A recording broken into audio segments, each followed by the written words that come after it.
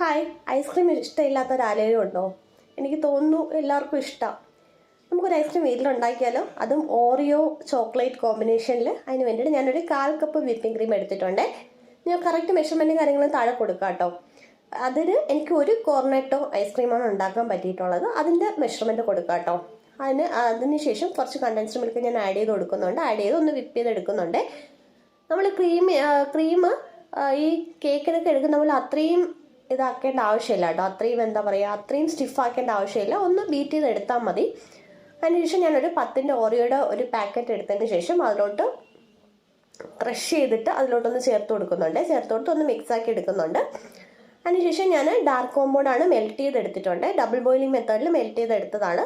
അത് ഒരു piping bag വെച്ചിട്ട് അതിലോട്ട് ഒഴിച്ചു കൊടുക്കുന്നുണ്ട്. മുഴുവനായിട്ട് ഒഴിച്ചു കൊടുത്ത് അതൊന്ന് സ്പ്രെഡാക്കി എടുക്കുന്നുണ്ട്. നല്ല ഈവനായിട്ട്, അതായത് ഒരുപോലെ എല്ലായിടത്തും എത്തുന്ന രീതിയിൽ ഒന്ന് കണ്ടോ ഇതുപോലെ ഒന്ന് സ്പ്രെഡ് ചെയ്ത് കൊടുക്കുക. സ്പ്രെഡ് ചെയ്ത് കൊടുത്തതിന് ശേഷം അത്യാവശ്യം തിക്നെസ്സിൽ സ്പ്രെഡ് ചെയ്യണം കേട്ടോ. ഇല്ലാന്നുണ്ടെങ്കിൽ നമുക്ക് ക്രാക്ക് വീഴും ഇത് പൊട്ടിച്ചെടുക്കുന്ന സമയത്ത്.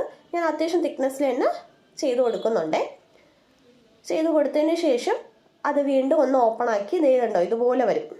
കണ്ടോ ഇതുപോലെ ആക്കിയിട്ട് ഈ മിക്സ് അതിലോട്ട് ചേർത്ത് കൊടുക്കുക. വിപ്പിംഗ് ക്രീമിൻ്റെയും ഈ ഓറിയോ ബിസ്ക്കറ്റിൻ്റെ മിക്സ് അതിലോട്ട് ചേർത്ത് കൊടുക്കുക. കണ്ടോ ഇങ്ങനെയാണ് കിട്ടുന്നത്. നമുക്ക് ഇത് പൊളിച്ചെടുക്കുമ്പോൾ ഈ ഷേപ്പിൽ കിട്ടണം. അതാണ് നമ്മുടെ ഉദ്ദേശം. ഓക്കെ, അപ്പോൾ നമുക്ക് ഇത് ഇങ്ങനെ കണ്ടോ കറക്റ്റ് ഈ ഷേപ്പിൽ കിട്ടണമെന്ന് പ്രാർത്ഥിക്കുകയാണ് ഞാൻ ആ സമയത്ത്. സത്യം.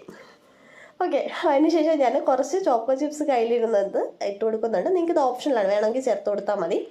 ഈ ചോക്കോ ചിപ്സ് പുറമേ തന്നെ കിടക്കുമെന്നാണ് നിങ്ങളുടെ വിചാരമെങ്കിൽ ആ വിചാരം തെറ്റി. അത് എവിടെയോ പോയാണ് കിടക്കുന്നത്.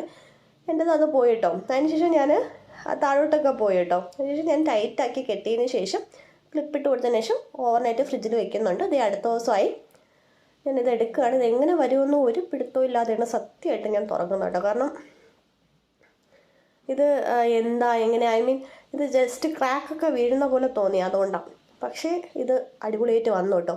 അടിപൊളിയായിട്ട് വന്നു എന്ന് മാത്രമല്ല, ഇതിൻ്റെ ടേസ്റ്റും സൂപ്പറായിരുന്നു. നിങ്ങളൊരു മസ്റ്റ് ട്രൈ ഐറ്റം തന്നെ ഞാൻ പറയും. ഈ ചോക്ലേറ്റ് ലവേഴ്സ്, ഓറിയോ ലവേഴ്സിനൊക്കെ ഒരു മസ്റ്റ് ട്രൈ ആയിട്ടാണ്. നിങ്ങൾ എന്തായാലും ഒരു വട്ടമെങ്കിലും ഒന്ന് ട്രൈ ചെയ്ത് നോക്കണേ. സീരിയസ്ലി സൂപ്പർ ടേസ്റ്റ് ആയിരുന്നു. ഓക്കെ.